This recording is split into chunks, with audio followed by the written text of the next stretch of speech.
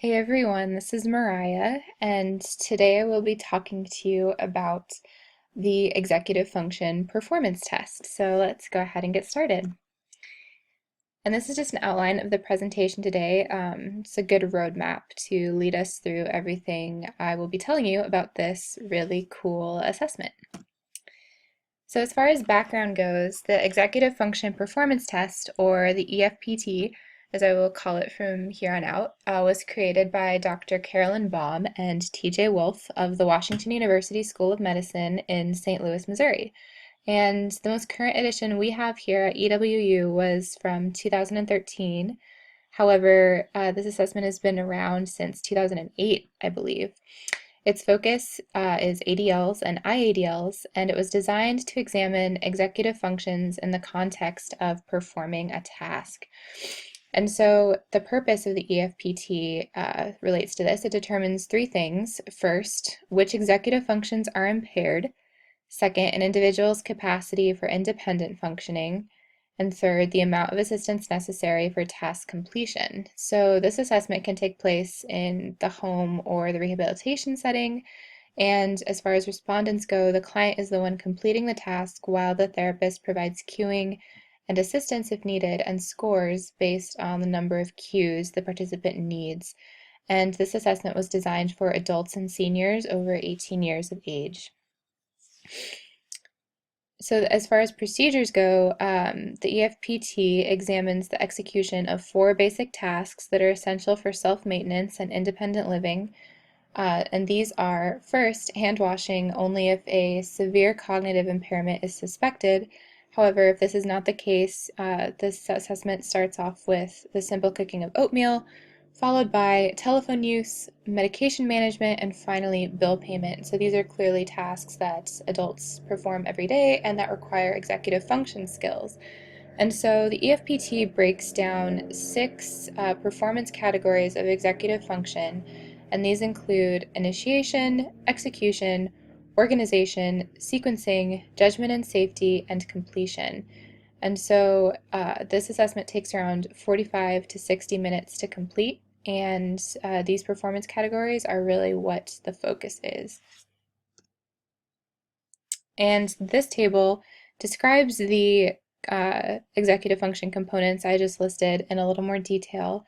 And this is very helpful for the therapist to review before starting the assessment, just to make sure he or she fully understands how these are used in the steps of the tasks. This table shows the cueing guidelines that the therapist will need to know while administering the EFPT, and these cue types range from no cues required, which score as 0 points, all the way to do for the subject, which score 5 points. And so as you can see by these numbers, a higher score corresponds to greater deficits in executive function, as the participant needs more cues to complete the task. So these are crucial for the therapist to learn and master as much as possible before administering the assessment, because scoring is based on these cues. So when you start the EFPT, you'll begin with a script and a set of pre-test questions to make sure the participant feels comfortable with each task and is familiar with them. And then after leaving the task items on the box on the table, you ask the person to begin using the script, and the person will fetch the task, or the materials that they need for each task and complete it. And the therapist will only offer assistance after the participant has made as much effort as possible to process the step and try to carry it out. And those cueing guidelines I mentioned before should be used. So then the therapist will complete the cueing chart and the behavior assessment for each task and score it based on the number of cues needed, time each task, and then finally add all of the scores up at the end to calculate a total score. This shows the normative data for the EFPT, which is currently from the chronic stroke population and those with multiple sclerosis.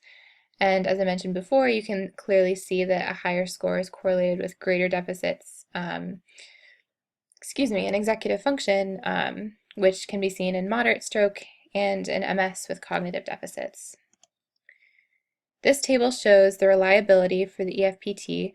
Inter-rater reliability and internal consistency are both excellent. They have correlations in the 0.9s, which is really great. However, retest reliability still needs to be established, and that would be something great to see from this assessment in the future. As far as validity goes, construct and criterion validity have been very well established. However, no content validity has been established for this assessment, but the correlations for construct and criterion validity are very adequate and I think show that this test is a true measure of executive function and is very valuable. And finally, the overall clinical utility of the EFPT, I believe, is very good. I think it's a useful performance-based assessment that can give a therapist insight into environmental barriers and safety issues a person may be experiencing. And these kind of things wouldn't be available in something like a self-report. So the fact that this is a performance-based assessment is very useful. It's also useful in developing treatment plans since it isolates each of those components of executive function. However, it does have its limitations. It can only assess the performance on a single task, and it cannot determine the cause of dysfunction, only what cognitive components are impaired. But overall, I think this is a really fun assessment to do, and I would love to get the chance to actually do it on a client someday. Thank you guys for listening to me for 6 minutes. I hope this was useful and you are more familiar with this assessment than you were 6 minutes ago, and feel free to ask me any questions. Thank you so much.